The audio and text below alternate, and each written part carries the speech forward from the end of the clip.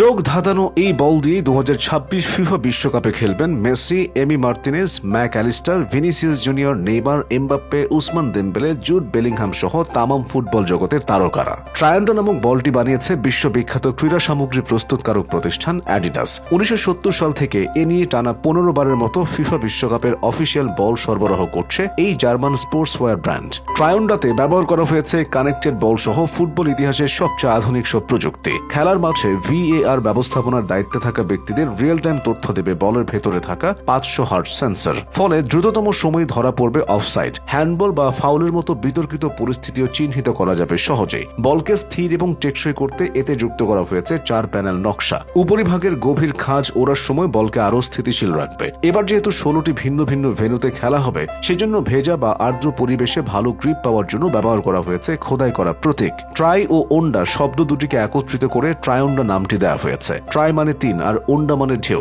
ইতিহাসে প্রথমবারের মতো যৌথভাবে 3 দেশ এবারের বিশ্বকাপ আয়োজন করছে। এই কারণে বলের নাম ও নকশায় যুক্ত করা হয়েছে লাল, নীল ও সবুজ রং।